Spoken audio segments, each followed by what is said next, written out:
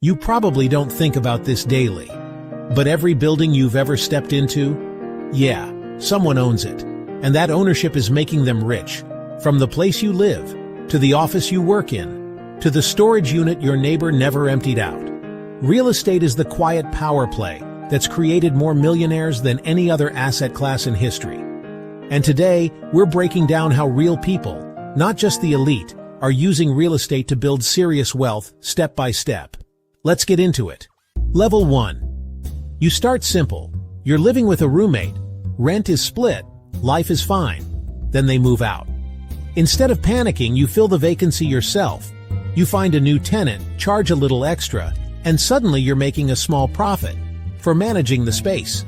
And that's when it hits you. What if you actually own the place? Fast forward, you buy a small duplex, live in one unit, rent the other. The rent covers most of your mortgage. You're now living nearly rent-free. It's called house hacking, and it's one of the easiest first steps into real estate wealth. The catch? You're still tied to the property. One bad tenant can ruin your month. But the upside? You're building equity while someone else pays your mortgage. Level 2. You move out but don't sell. Now you've got 2 tenants, and rent checks are hitting your account every month. Sure, maybe you fix a leaky faucet now and then, but most of the time, you're making money in your sleep. That's when it clicks. Your property is working for you. That's leverage. Here's what's happening. While you sleep, your tenants are paying down your mortgage, covering your expenses, and handing you profit on top. Level 3. Then you notice something. A place nearby is listed on Airbnb and it's making 3 times your rental income. So you try it. Furnish the space. Take sharp photos. List it. Suddenly your weekends are booked out for months. Guests are paying more per night than your old tenants ever did. Real example. A $1,200 per month rental can pull $150 per night on Airbnb. That's $4,500 a month if you stay booked. Yeah, you might get the 11 p.m. text about Wi-Fi. But that's small potatoes compared to the cash flow. Short-term rentals aren't just trendy. They're a high-yield asset class. The risk? Cities are cracking down on short-term rentals. Check your local laws before you jump in. Level 4. You start spotting rundown properties. Where others see problems, you see potential. You buy cheap, renovate smart, rent it out. Then, here's the magic. You go back to the bank and refinance the new value. They give you most of your money back. Here's how it works. You buy a $80K fixer-upper, put $20K into renovations. Now it's worth $150K. The bank refinances at 80% of new value, that's $120K. You get most of your original $100K back. You still own it. It's still cash flowing. But now you've got capital for your next move. That's the BRRRR method. Buy, renovate, rent, refinance, repeat. You're not just buying properties, you're building a machine that creates wealth on autopilot. Level 5. Residential is cool. But commercial? That's next level. Instead of tenants, you lease to businesses, long-term contracts, built-in rent increases. Picture this. A small strip mall with a pizza joint, dry cleaner, and cell phone store. Each business signs 5-year leases with 3% annual increases. They pay utilities, maintenance, even property taxes. In some cases, they pay the taxes, insurance, and repairs. Margins go up, headaches go down, and your income gets predictable. That's commercial real estate. Welcome to the big leagues. Level 6. Now it gets weird but profitable. Mobile home parks, self-storage, billboards, farmland, not sexy, but steady. Mobile home parks, here's the genius. You rent the land, not the house.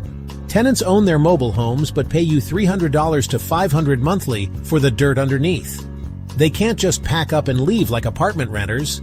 Moving a mobile home costs $5,000 to $10,000. Self-storage. No tenants, no toilets, no midnight repair calls. Just rows of metal boxes generating $100 to $200 each per month.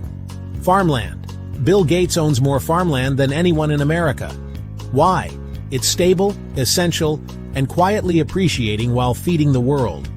These niche assets are low-key wealth machines, and most people don't even know they exist. Level 7. Eventually, your money runs out, but your ideas don't. So you raise capital, find the deal, build the team, manage the property, others invest, you make it happen, and everyone wins. Here's the play. You find a $2 million apartment complex.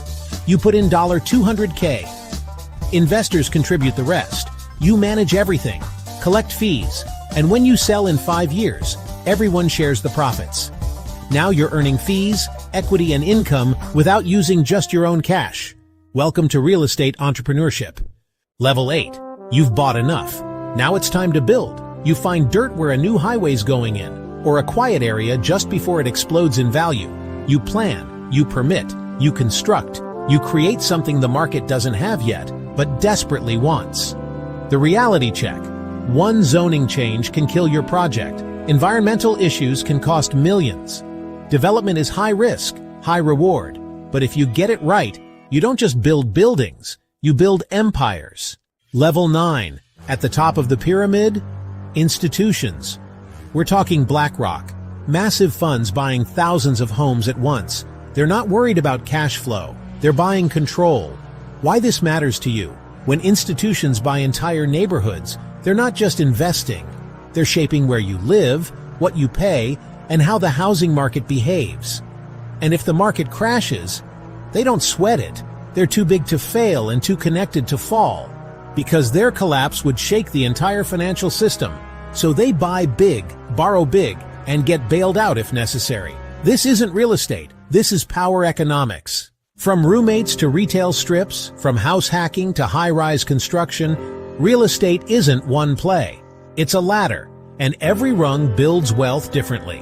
You don't need to climb all 9 levels, but you do need to start climbing, because while most people are just living in homes, the wealthy are owning the entire neighborhood. Here's what matters right now. Interest rates are shifting. Housing inventory is tight. The players at levels 8 and 9 are making moves that'll impact your wealth for the next decade. The question isn't whether real estate builds wealth. The question is, which level will you choose? Don't just play the game. Own the board. This is Success Arsenal, where we don't just talk about business, we expose the game behind it. If you found this valuable, subscribe, because in the next one, we'll show you how the rich build banks inside their own businesses. And you're going to want that knowledge before someone else uses it on you. Take care, my friend, and play to win.